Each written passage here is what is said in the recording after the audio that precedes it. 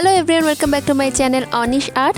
আমি অনিন্দিতা। আজকে তোমাদের জন্য নিয়ে এসেছি একটা সুন্দর অর্কিড ফুলের নেকলেস। তাহলে চলো দেখে নি কীভাবে বানিয়েছি।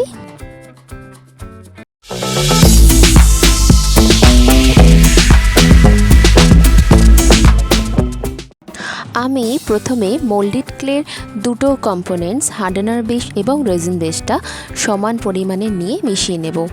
আমার পুরোটা লাগছে না, এখানে আমার যতটা প্রয়োজন ততটাই আমি সমান ভাগে নিয়ে নেব।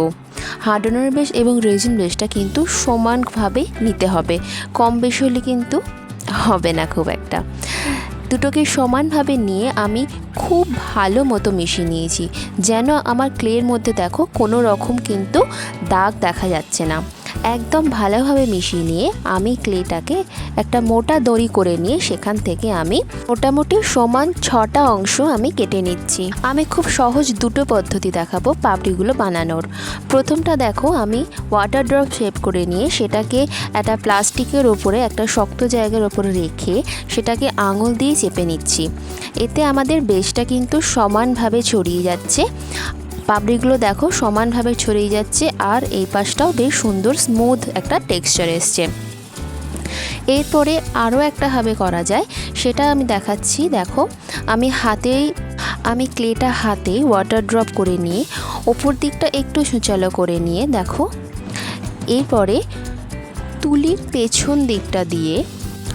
তুলির পেছনে যে স্মুথ দিকটা হয় সেই দিকটা দিয়ে আমি হাতের উপরে রেখে এটাকে হালকা করে প্রেস করে ছড়িয়ে নিচ্ছি দু সাইডে। দেখো এতেও আমাদের টেক্সচারটা সুন্দরভাবে আসছে। আমার অনেক ফুলের ভিডিওতেই দেখবে আমি এভাবে পাপড়িগুলোকে করে নিয়েছি। এরপরে আমি হাতে করে একটুখানি টেক্সচার দিয়ে পাপড়িগুলোকে সমান করে নিচ্ছি। তোমরা খেয়াল করো, আমার এখানে 3টে পাপড়ি একটু গোলাকার আর দুটো দেখো দু সাইডে একটু ছুঁচালো মতো হয়েছে। আর লাস্টের যে পাপড়িটা করছি সেটা মধ্যিখানে থাকে, সেটা আমি হাতের সাহায্যেই শেপ দিয়ে নিচ্ছি। একটু ত্রিকোণাকার শেপ দিয়ে নিয়ে তোমরা দেখো আমি টুলসের সাহায্যে শেপ দিচ্ছি। অর্কিড ফুলের পাপড়িগুলো কিন্তু একটু অন্য রকমের দেখতে হয়। তোমরা ভালো করে খেয়াল করে দেখবে, পাপড়িগুলো যতটাই সুন্দর দেখতে রঙগুলো কিন্তু ততটাই সুন্দর। আমি আমার কাজের মধ্যে দিয়ে সেই সৌন্দর্যটাকেই ফুটিয়ে তোলার চেষ্টা করেছি। তোমরা একটু ভালো করে খেয়াল করে দেখলেই বুঝতে পারবে আমি কিভাবে করেছি।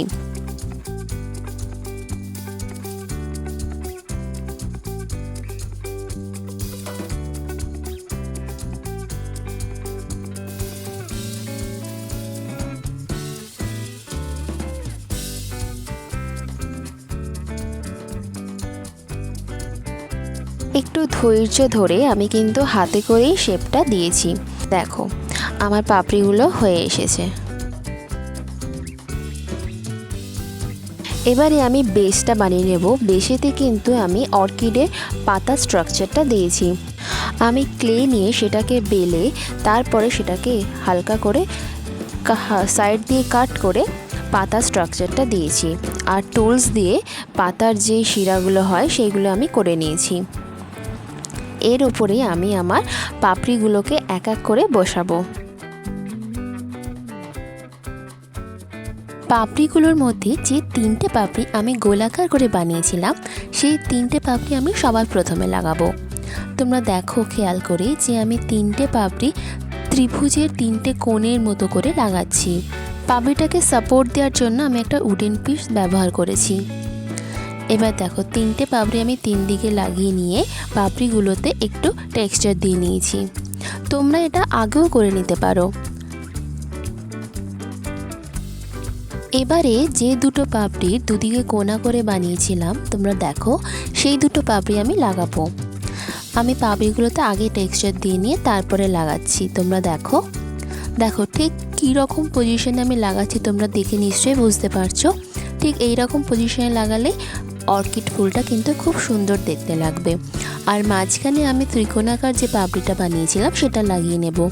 আর ঠিক তার মাঝখানে একটা ছোট্ট বল দিয়ে আর একটা ছোট্ট পাতা মতো বানিয়ে সেটা আমি লাগিয়ে নেব। তাহলে আমার ফুলটা সম্পূর্ণ অর্কিড ফুলের মতোই দেখতে লাগছে। এই দেখো ক্লেটা একদম শুকিয়ে গেছে, আর আমি এর সাথে সাথে পাতার মতো করে দুটো ইয়াররিংসও বানিয়ে নিয়েছি। এরপরে আমার রং করার পালা। পাতাগুলো বা বেসটাকে আমি হালকা সবুজ রং করে তার উপরে একটু ডিপ সবুজ রঙের শেড দিয়ে নিচ্ছি। তোমরা দেখো আমি কিভাবে করছি।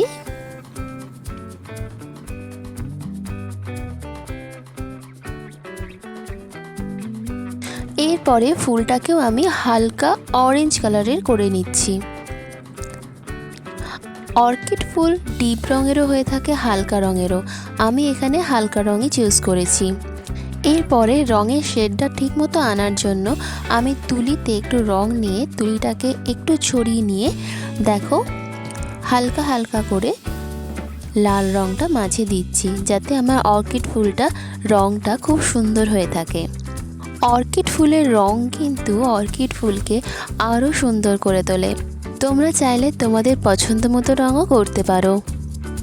এই দেখো আমার রঙটা শুকিয়ে গেলে আমি এতে একটু ভার্নিশ করে নিয়েছি, আর আমার ইয়াররিংস দুটোও আমি কালার করে নিয়েছি।